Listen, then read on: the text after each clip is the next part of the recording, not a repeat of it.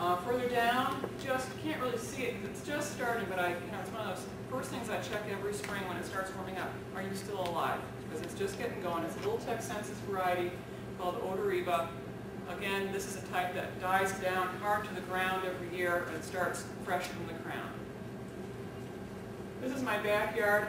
Just want to let you know I'm not a turf person. Turf is like vacuuming.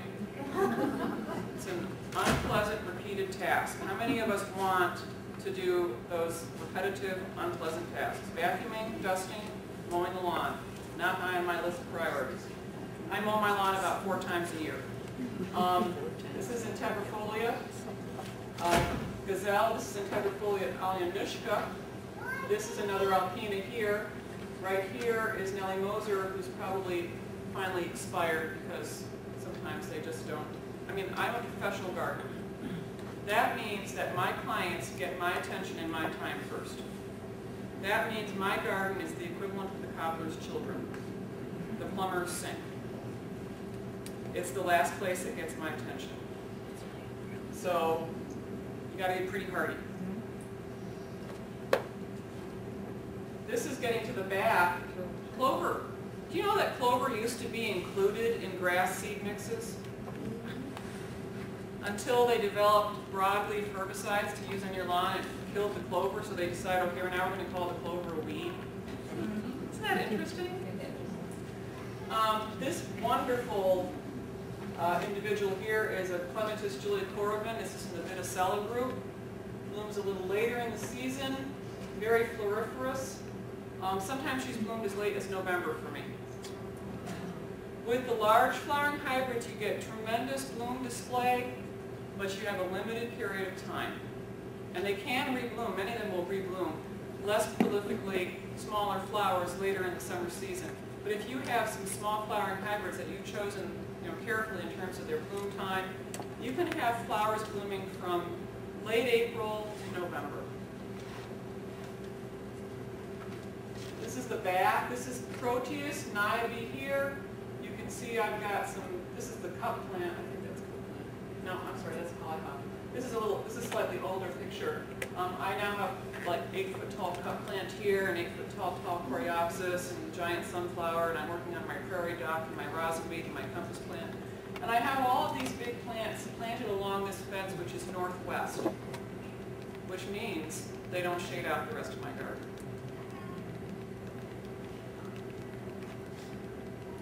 This is Minuet.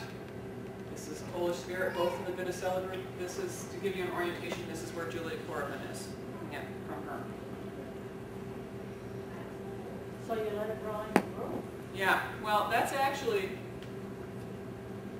this here, Yeah. see that's Minuet, I think.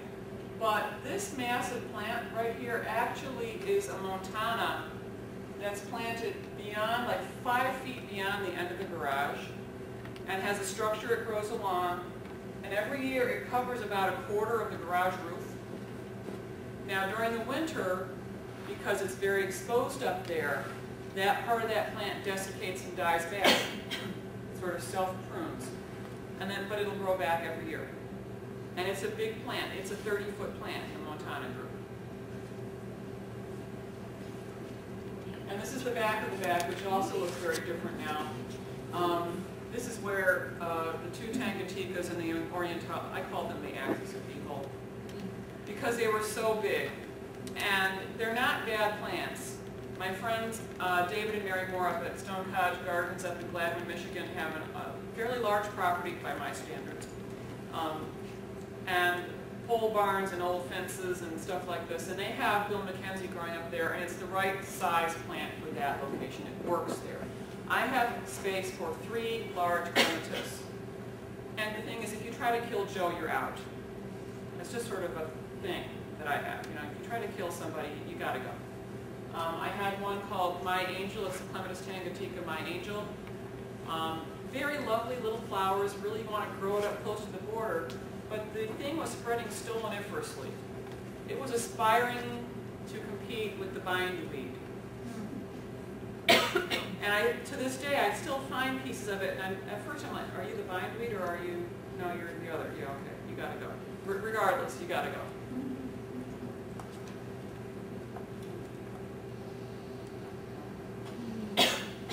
is Rouge Cardinal. This is the Montana coming across here. This is my yew tree. The Montana is down here where it's rooted. Okay, and it grows all the way up, kind of, festooning this structure. And you'll notice the structure has subsided back toward the garage because that plant weighs so much.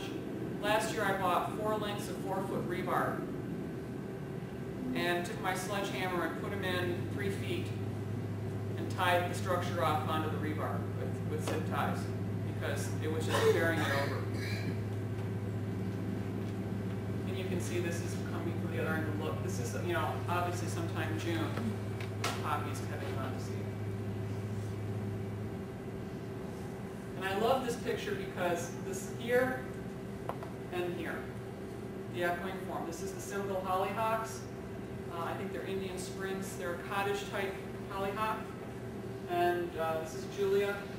And this raises a good point about the kinds of choices we make about the flowers we grow. Keep in mind that our native insects evolved with native plants. And they cannot metabolize the plant tissue in exotic plants. And if you can't metabolize the plant matter that you're given, you can't make more of yourself.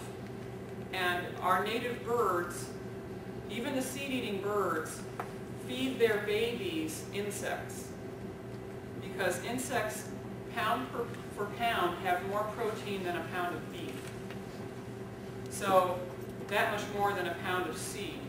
So they want to grow their babies up, they give them insects, but if they can't find the insects, they can't care for their broods of baby birds. Another consideration is, there's lovely double peonies, there's lovely chattered double hollyhocks. Pollinators can't get into double flowers to get at the pollen. There's no place to get at it.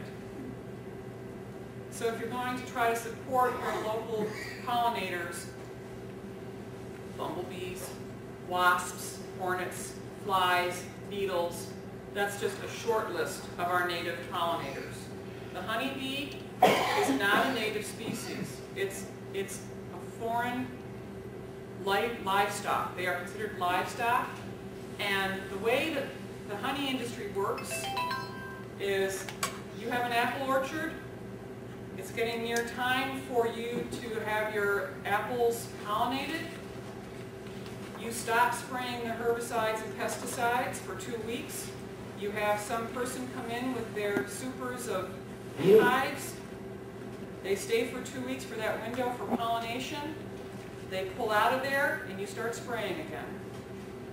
The reason you have to bring those bees in is because the sprays you're using in your fields are killing or keeping away the native pollinators. That is how the system works. It's all built on the basis of allowing us to put pesticides on our food. A couple ways you can deal with vining plants. You can train them up onto a trellis. Now keep in mind, there's a difference between training up a little clematis and training up a wisteria. Okay? And there are big clematis, and there are little clematis, but most wisteria are pretty big when they get going. You want to make sure you have a support to get it to the structure you want to train it up on, and keep in mind that how plants cling 4 ways. You have plants like grapevine that has modified leaves that are tendrils that wind around and attach themselves to stuff, whether it's to the same plant itself or something else. You have plants that cling using aerial roots, including heterohelix or English ivy and other ivies, or climbing hydrangea. And they sucker on. They do not eat into the surface on which they are clinging. They don't affect the mortar in your brick. They don't affect your siding. They don't parasitize a tree that they're growing up on. They're just holding on. If you pull the roots off of the surface, you won't be able to get all of the residue off. It'll kind of look like when we used to do crayon rubbings when we were kids, we'll have that kind of texture to it. You can power wash to your heart's content, guys. It'll never come off.